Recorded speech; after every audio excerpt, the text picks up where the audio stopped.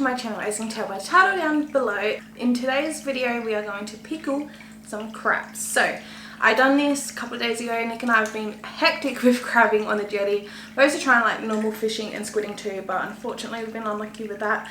Just crabs. We have caught a shark in the crab net, so I'll insert a photo here. We believe that is the Port Jackson shark. We didn't know at the time. We just like obviously brought it up, took some photos, released it, and then we researched it when we got home. And last night we went out again, and this time Nick's mum and his sister came with us.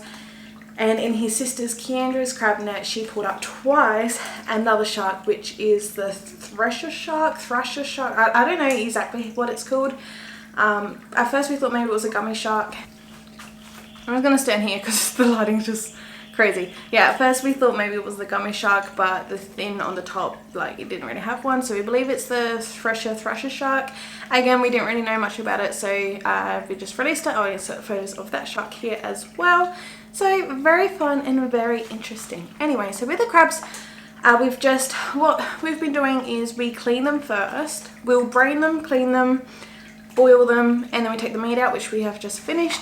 So in today's video, I'm going to pickle some. Like I said, we've done this pickling recipe earlier in the week and it was a huge hit. Especially his granddad. Him and his granddad went crazy on it. And then we're also going to make some sushi too, which will be in the next video. So make sure to stay around for that. But yeah, I'll show you guys the ingredients and show you the method kind of on what we do when we pickle it. And that's about it. Alright, so the ingredients is you want vinegar, white vinegar. It doesn't have to be fancy or expensive. I just got the cheap Coles brand. Vinegar is vinegar in my eyes. So I just get the cheap one. We want some celery, and the celery leaves is, well, celery leaves is optional. Mine's kind of getting a little limp now, but I'll still use it.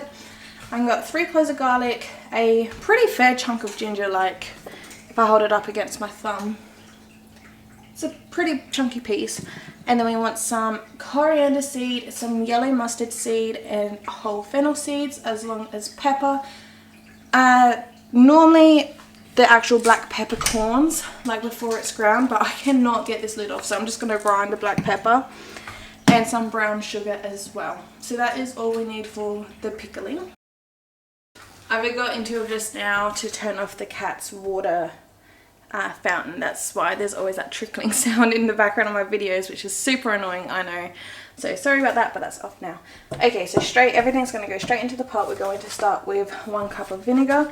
Our jar we're using is quite small, so if you're using a bigger jar, maybe double the vinegar. You don't necessarily need to double the other stuff that's going in. So we're going to do 1 cup. Let's do a little bit more. With the ginger, just going to straighten it up a little bit.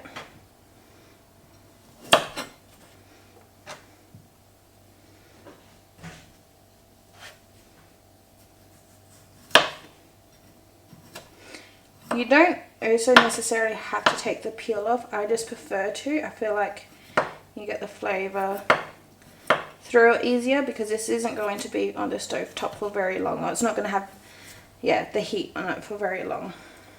And then I'm just going to chop it into 3 pieces. So I'll just peel.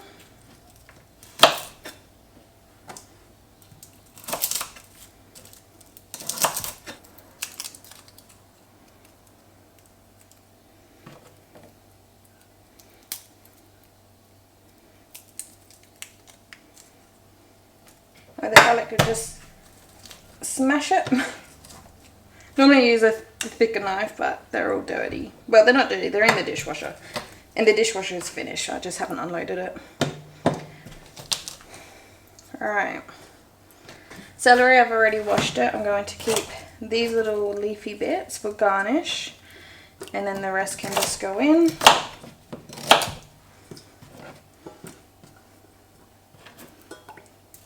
So with the brown sugar, we want just a rough tablespoon. Some pepper, about a teaspoon. Fennel seed is a teaspoon. Whoa. And how cute are these little pouches? Because I don't like the bags of the spices, just because they're so messy. But then there was, I believe there was a 3-pack or 4-pack of these reusable snack pouches on clearance for like 40 cents. So I got a few packs of that, and that's really handy because I could not find the whole coriander seed or whole mustard seed in any other brand, so I had to get the ones in the pouches. So a teaspoon of each as well. Alright, so now I'll take this over to the stove on a medium heat. And then with this as well, you just kind of let it sit. It will just simmer itself. I'll just slowly stir it when the heat starts coming. But you don't want to turn it on too much of a high heat and get it boiled really fast. You want the flavours to infuse. So I'm just going straight onto a medium heat, no lid or anything, so it happens nice and slowly. And then once it starts to boil, and it's kind of like a rapid boil, so when you stir, if it's boiling and you stir it and the bubbles stop, you want to just keep going until when you're stirring it, the bubbles don't stop. And then she's done. So as you can see on how the seeds are now moving, it's starting to bubble, but when I mix it, it kind of stops, so it slows down. So we want to keep on going.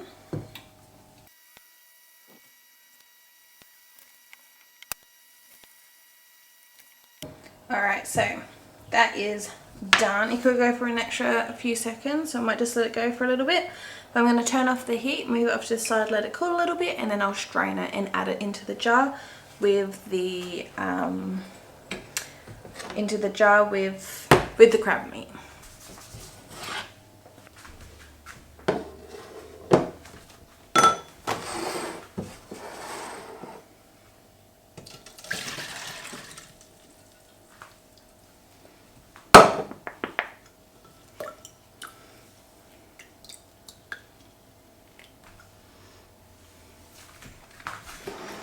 Alright, so this is the jar of crab meat that we have.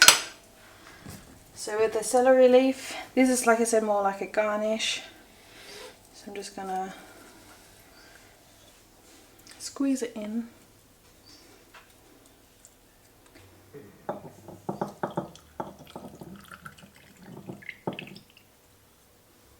Perfect. Spill a little bit, that's alright.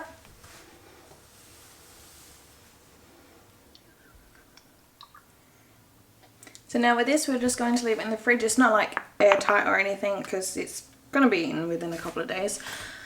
If you do want to preserve it for longer, try and make this completely airtight, which I actually don't know how to do. I think you have to boil the jars in the lid or something and fill it right to the top without air and hold it in and then turn the lid or something. I'm not too sure. But yeah, this will last like 2-3 weeks in the fridge as it is. If you did correctly airtight it, it would last about 3 months up into the fridge. So yeah, that's pretty much it.